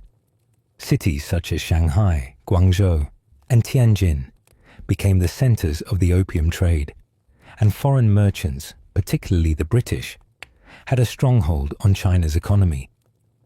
The Treaty of Nanking, signed after the First Opium War, forced China to open several ports to foreign trade. These foreign-controlled ports operated without interference from the Qing government, further eroding China's sovereignty. Opium became a central component of foreign trade in these ports, and foreign merchants increasingly took control of China's wealth. The Qing government, meanwhile, became increasingly dependent on foreign trade to maintain economic stability, leaving the country vulnerable to foreign economic manipulation. In addition to the physical destruction wrought by the drug, the economic psychological impact of the opium trade was also significant. The Qing Dynasty, weakened by internal corruption, social unrest, and now the financial drain caused by the opium trade, became a shadow of its former self. It no longer had the strength or resources to defend its economic interests, and the once proud empire found itself bound by foreign dictates.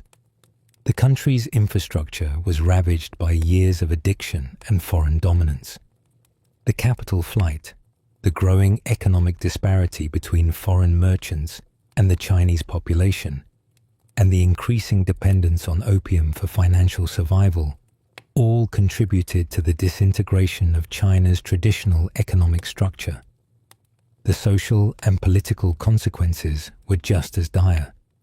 As addiction to opium spread across all levels of society, it began to erode the traditional structures that had supported Chinese life for centuries.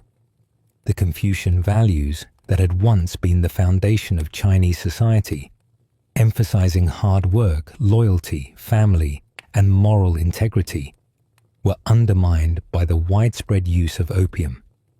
Instead of building a society rooted in agricultural development, trade, and industry, China became a nation dependent on foreign goods and a commodity that destroyed the physical and moral fabric of its people. In the long term, the economic legacy of the opium trade contributed to the slow collapse of the Qing Dynasty. The loss of revenues, the destruction of agriculture, the dependence on foreign trade, and the opium epidemic itself made it nearly impossible for China to modernize or effectively resist foreign control. The opium crisis created an economic cycle that was difficult to break, with China's wealth flowing out of the country and the nation's traditional economic activities and industries undermined. By the time the Qing Dynasty fell in 1912, China was a fractured and weakened nation, its economy in ruins and its people in despair.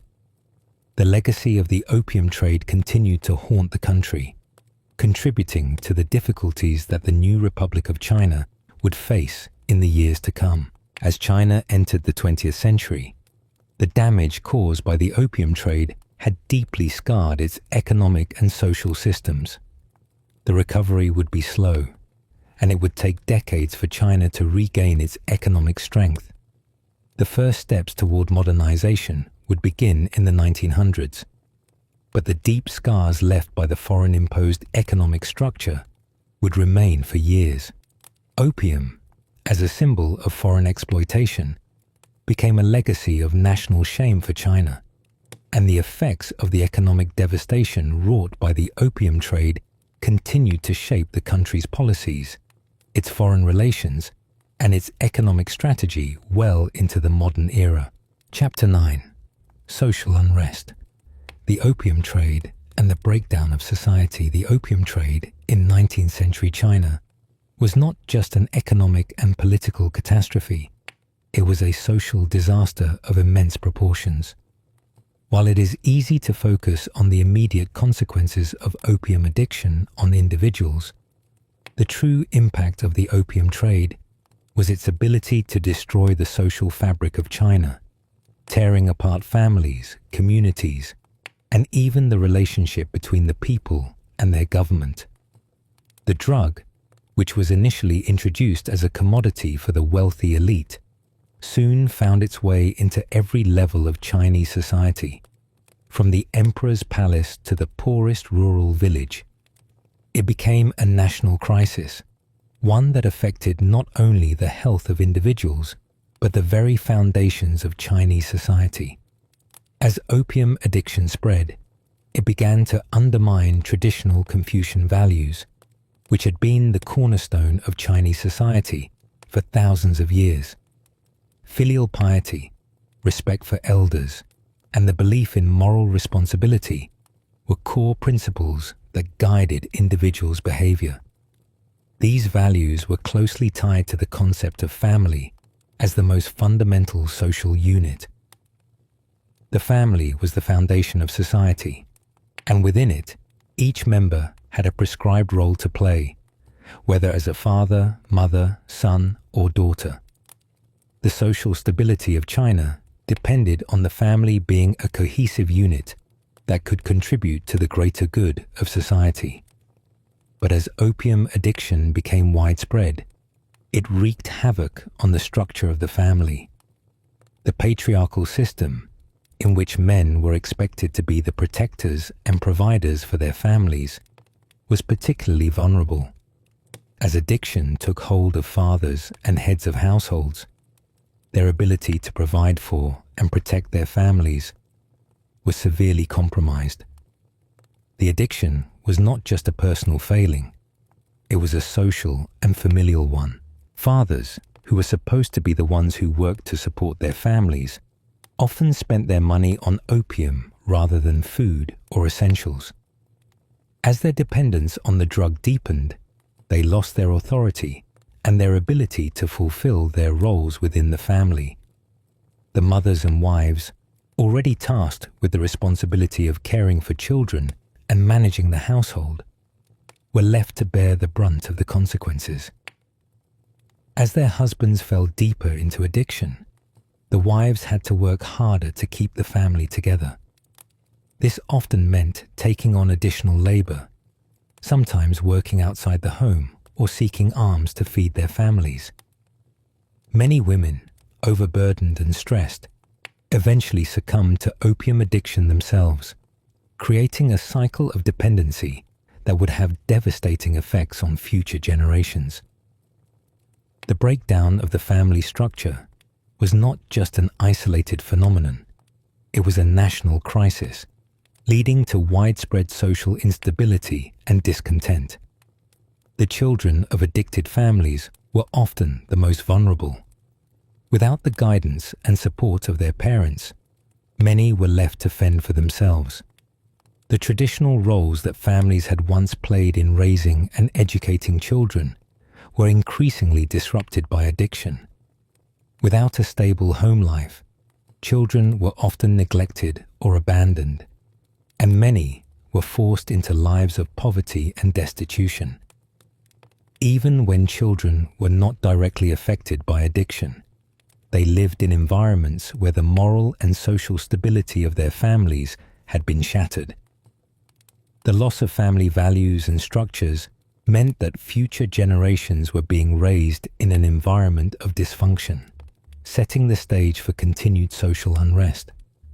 But the damage caused by opium addiction was not confined to the family.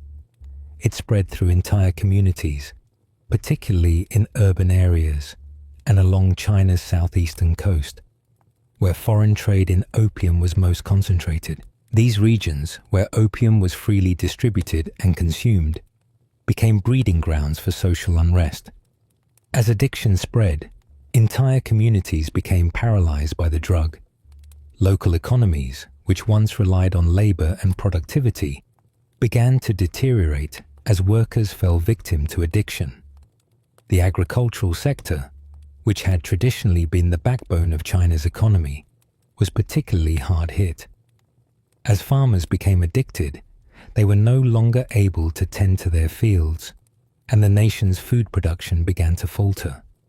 In the cities, workers who had once been the backbone of China's burgeoning industrial sectors found themselves too weak or incapacitated to perform their duties. The rise of opium dens and illicit markets in major cities like Canton and Shanghai created an environment of crime, poverty, and social decay. Communities that had once been proud and self-sustaining now found themselves reliant on a drug that destroyed their economic and social fabric. What had once been a thriving population became a society of addicts, struggling to survive in a world that no longer offered them hope or opportunity. The Qing government, already struggling with corruption, internal strife, and external pressures, was unable to address the opium epidemic. Efforts to curb the trade and stop the widespread addiction were largely ineffective. Lin Zexu, the Qing official appointed to combat the opium trade, made significant efforts to confiscate and destroy opium stocks in the port city of Canton. However, his actions were met with fierce resistance from British merchants, and the subsequent outbreak of the First Opium War in 1839 marked the beginning of China's Century of Humiliation. The defeat of the Qing forces and the signing of the Treaty of Nanking in 1842 not only legalized the opium trade, but also opened several key ports to foreign influence. This left the Chinese government powerless to resist foreign control over the opium trade, and the country's addiction problem only worsened. The lack of effective government action contributed to the growing resentment felt by the Chinese people. As the opium trade continued to flourish, the Qing government became increasingly seen as a puppet regime. The emperors, once considered divine figures and protectors of the people, were now viewed as weak and incapable of defending China's sovereignty. This growing sense of frustration and anger toward the ruling class gave rise to numerous revolutionary movements and rebellions, including the Taiping Rebellion, one of the deadliest uprisings in Chinese history. The movement, led by Hong Xiuquan, was fueled by the widespread discontent that had spread throughout China, exacerbated by the effects of opium addiction. The Taiping Rebellion, which began in 1850, sought to overthrow the Qing Dynasty and establish a new religious and political order. It was not just a reaction to political and economic issues. It was also a response to the breakdown of social structures and the moral decay brought on by the opium epidemic. The rebellion, which ultimately led to the deaths of millions of people, was a direct consequence of the suffering caused by opium. The Qing Dynasty, already weakened by the First Opium War and the loss of its sovereignty, was unable to effectively suppress the rebellion, further exacerbating the instability within China. Opium addiction also created a cultural divide between China and the West. While the Western powers profited immensely from the trade, the Chinese people suffered the consequences of addiction. This growing divide, along with the continued encroachment of foreign powers into Chinese territory, led to a sense of nationalism that would eventually result in the overthrow of the Qing Dynasty in 1912. The legacy of the opium trade would continue to shape China's relationship with the West for generations to come, as it struggled to regain its cultural and political independence. By the time the Qing Dynasty fell, the social fabric of China had been irreparably damaged by the opium epidemic. What had once been a proud, self-sustaining nation was now a fractured, dependent society. The loss of traditional family values, the collapse of local economies, the rise of social unrest, and the widespread addiction to opium all contributed to the eventual downfall of the Qing Empire. The consequences of the opium trade would continue to haunt China long after the dynasty's fall, shaping its political, social, and economic landscape for decades. Conclusion: the long-lasting legacy of the opium trade on China. The story of opium in China is one of devastation, but also one of survival. It is a tale of a once great empire brought to its knees by the spread of a drug, the exploitation of its people by foreign powers, and the destruction of the fabric of society itself. Opium, introduced to China as a commodity for trade, ultimately became a tool of subjugation that changed the course of Chinese history forever. The impact of the opium trade was felt on every level of society, from the most privileged to the poorest. It caused unimaginable suffering for millions, left deep scars on China's economy, and weakened the very foundations of the Qing dynasty. The opium trade was more than just an economic disaster. It was a profound societal tragedy. What began as a foreign commodity introduced by the British in the early 19th century gradually transformed into a widespread crisis that would continue to shape China's trajectory for over a century. The Chinese people, many of whom had lived in a relatively self-sustaining economy for centuries, were suddenly forced to reckon with the realities of foreign exploitation and a drug epidemic that tore apart their social structures. Families were broken, communities were disrupted, and the very sense of national identity was eroded as the country became increasingly dependent on a substance that both drained its wealth and destroyed its people. As the drug addiction spread, the traditional values that had once held Chinese society together, the importance of the family, the respect for elders, and the moral teachings of Confucianism, were undermined by the widespread dependence on opium. The fabric of Chinese life was torn apart as people, from the highest ranks of society to the lowest, fell prey to the drug's powerful allure. Fathers and heads of households became incapacitated, and the family, once the cornerstone of Chinese society, began to unravel. The consequences of this breakdown were felt across China, with entire communities becoming incapacitated by addiction, leaving the economy and society at large in a state of decline. The Qing government, already struggling with corruption, internal strife, and external pressures, was unable to stop the opium trade. The failure to control this crisis was one of the key reasons for the collapse of the Qing Dynasty. The imperial court was overwhelmed by corruption, inefficiency, and a lack of political will to address the crisis. The dynasty's inability to deal with the growing addiction epidemic, combined with the growing dissatisfaction among the Chinese population, eventually led to widespread rebellions. The Taiping Rebellion, a massive uprising fueled by social, economic, and religious discontent, was one of the most devastating events in China's history. It highlighted the deep unrest that had been exacerbated by the opium crisis.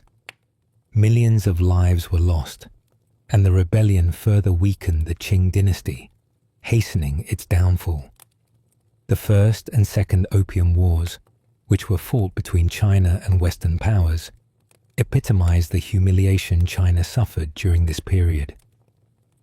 The Treaty of Nanking in 1842, which ended the First Opium War, and the subsequent treaties forced upon China by foreign powers, marked the beginning of the Century of Humiliation, a period during which China's sovereignty was compromised and its people were subjected to foreign control.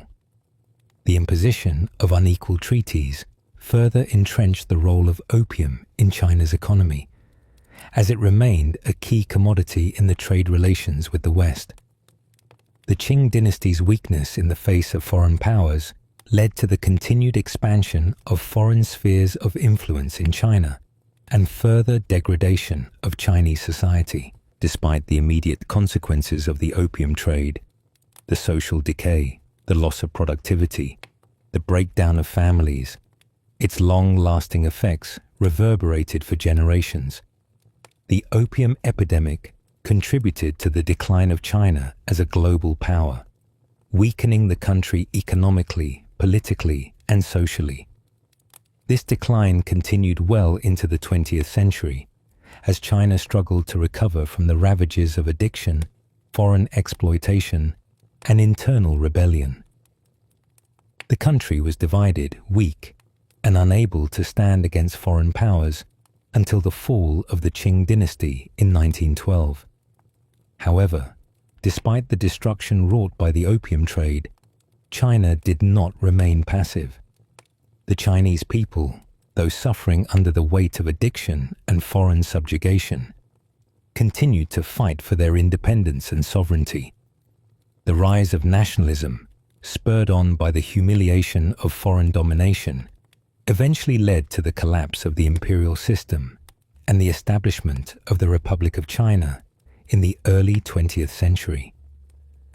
The trauma of the Opium Wars and the foreign exploitation of China contributed to the national consciousness, sparking a desire for reform and self-determination that would shape the future of the country. The legacy of the opium trade is a complicated one, filled with both tragedy and resilience. While the opium trade did irreparable damage to Chinese society, it also set the stage for the country's eventual rebirth in the 20th century.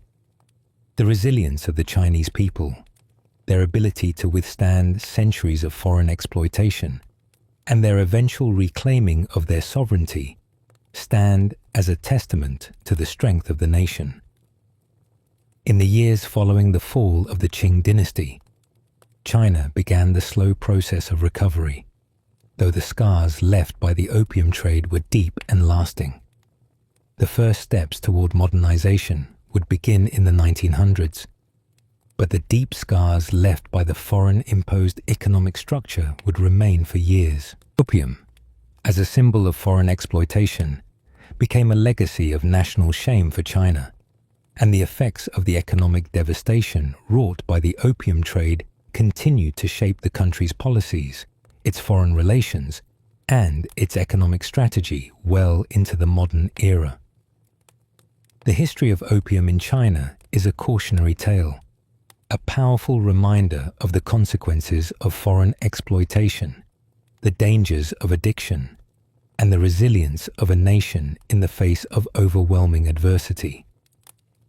While the opium trade may have destroyed the lives of millions and left China vulnerable to foreign control, it also sparked a national awakening that would lead to the eventual restoration of China's sovereignty and its rise as a global power in the 20th and 21st centuries. In many ways, the legacy of the opium trade is still felt in China today. The nation's struggle to overcome the devastation wrought by addiction, foreign intervention, and social collapse serves as a reminder of the strength it took to rebuild a society that had been so thoroughly shaken to its core. The effects of the opium epidemic were not just felt in the past.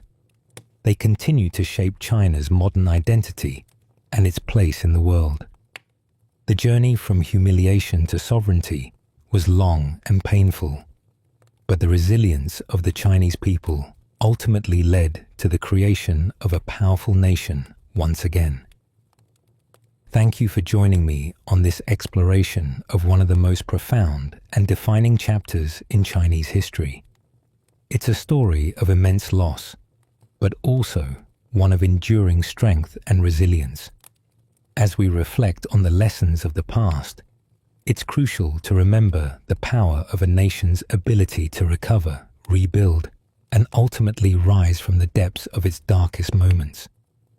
May we all draw inspiration from China's long journey toward renewal as it continues to shape the world stage today.